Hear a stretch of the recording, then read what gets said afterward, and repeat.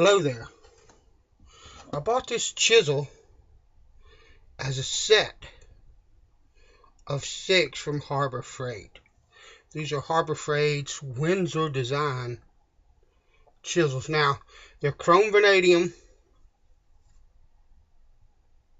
steel, same as this Stanley Fat Max. And the Fat Max is what I've been using 7 years or so for a chisel. Now, I don't shear off nails or bolts or anything like that. A chisel's made to cut wood unless it's a steel chisel specifically designed for that. This is a woodworking chisel, and that's what I use them for. This chisel, I think I got a set of 4 for like 20 or 25 bucks. So we're talking $5 or $6 for this chisel. I got 6 of these for $10.52 after tax. That works out to about $1.75 a chisel.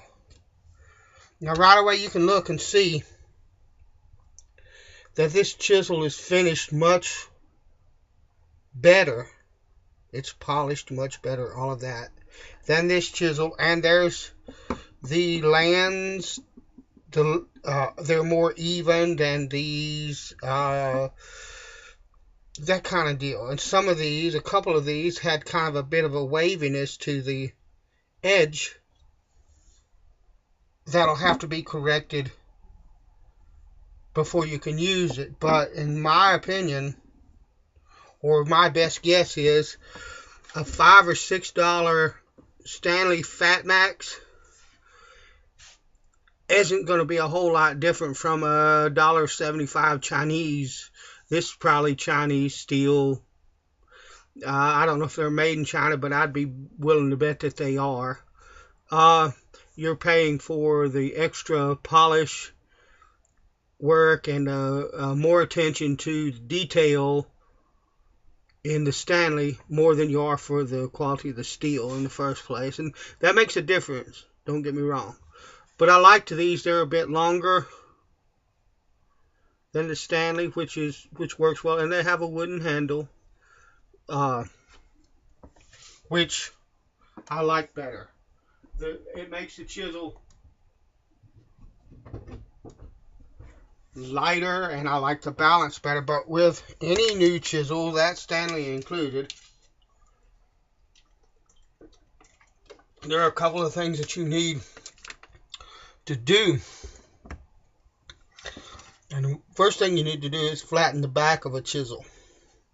They look flat, but I can promise you that they aren't flat for the most part. Now, you buy a Veritas and pay $70, or a Lee Nelson or a Veritas and pay $60 to $70 for it, and it'll be almost dead flat. But pretty much anything else, you're going to have to flatten that back of that chisel. That's important for a couple of reasons. The first reason is that even though you only have one bevel, you're still wanting to make these surfaces meet in a way that sharpens the blade. So you really need this to be flat for that reason. But for another reason, you're going to register the back of that chisel if you're doing dovetails, if you're doing tenons, mortises, and things like that. Or if you're just trying to flatten part of the surface, you're going to register that back to your workpiece, and that's what helps you to keep flat square joints. So that needs to be flat. So that's what we're doing today. And this is a carborundum stone that I got at the flea market for like $1 or $2. And I would guess that the grit rating for this stone is about 100 or 150 grit. Excuse me for a second. I need to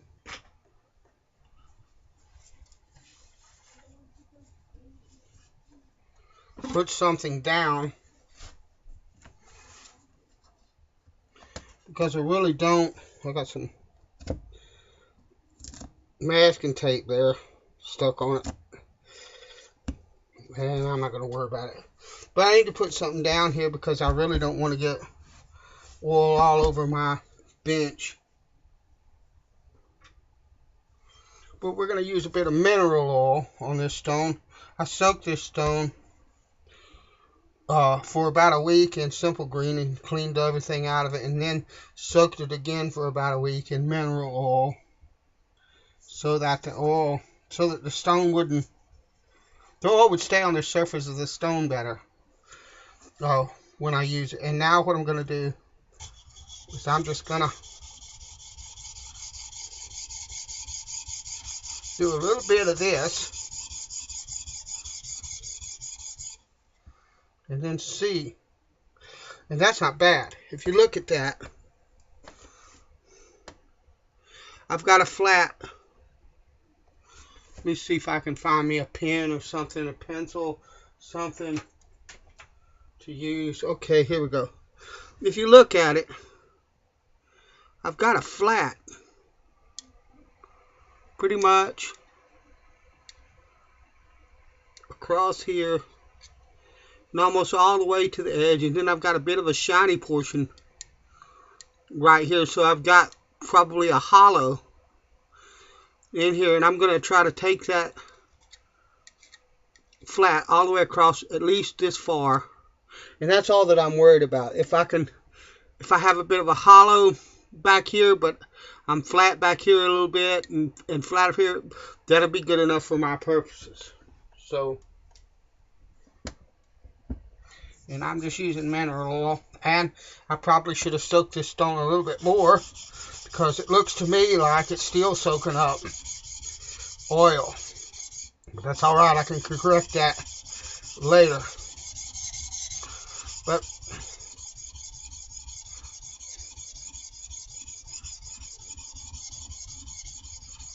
just trying to get the flat.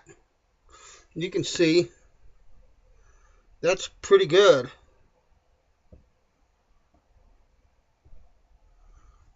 But I'm going to go a bit longer.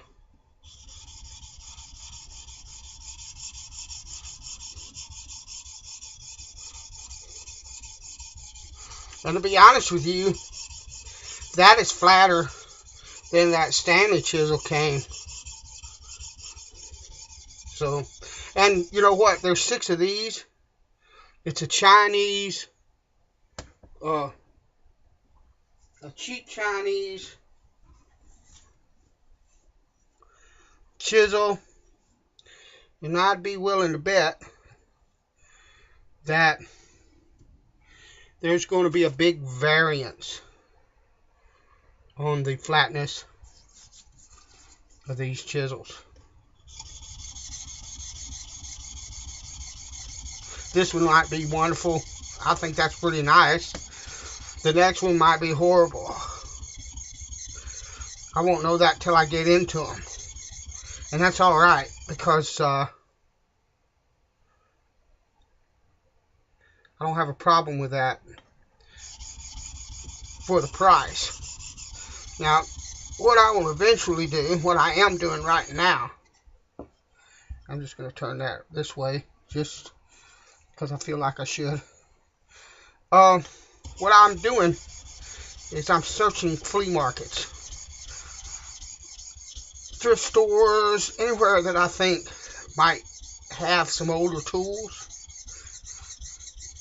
And I will, what I'm trying to do anyway, is build up a set of quality older chisels that I need to restore. Just like with straight razors or brushes or whatever, you know, or my hand planes. I don't have the money to buy new, so I'm going to have to find vintage and restore it, and I don't have a problem with that. So these won't be the only chisels that I have. These are the Stanleys. And I will use these probably for most of the work. And then if I need a really fine chisel for a finer application, there won't be a problem.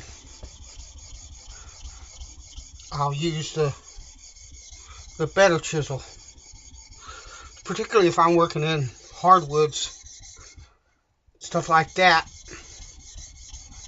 where I think the edge retention would be better. The chrome vanadium, from what I read, is a hard steel, but it doesn't always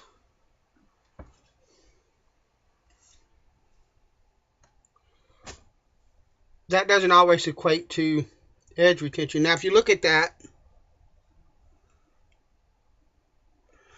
I could stop right there. I've got a nice, even, straight edge along there, and anywhere else I probably would stop there. Then I'm going to sand just a little, hone just a little bit more, and see if I can bring this face and this face up even, just because. It wouldn't really be necessary, but I'm just going to try that. But anyway, what I was saying is, something where edge retention might be important, I might use the vintage chisels. I have a vintage chisel. I don't know who makes it.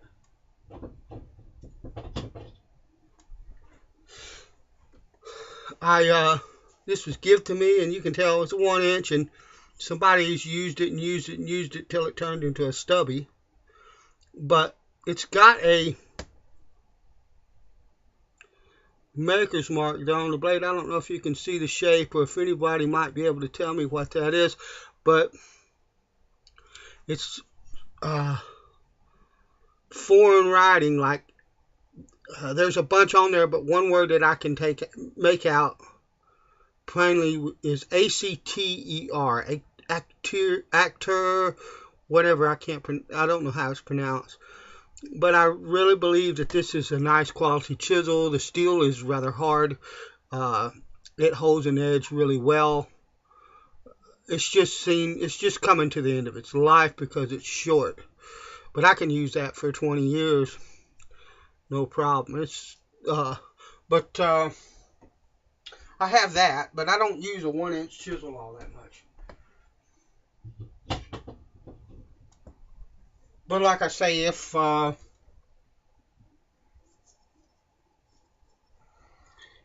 get blessed and can find a decent vintage chisel, then I'll be a happy camper. But these can be used, I believe they're going to be able to be used every bit as much as that Stanley that I had.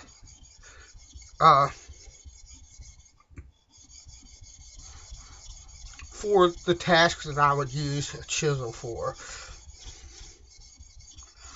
And working in softwoods. I'm thinking about starting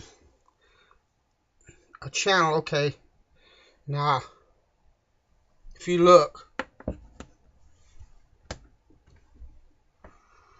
I've got flat here, but it's not here, but it's flattening here, and it's flattening here, and you can begin to see that there's a good solid hollow on the back of this blade. That is all I need to know. This is just perfectly fine, just like it is. And I'm ready to move on to cleaning up the roughness of this bevel, making sure it's straight across, and I've hit decent steel. I want to get rid of that factory edge and bring a new edge back, bring it back a 1/16 of an inch, a 32nd of an inch from the tip, just because that seems smart to me. And then I'll go through a progression of my Norton MB8 and this piece of slate to hone this blade. Alright, thanks for being a part of this. Bless you. I'll talk to you later.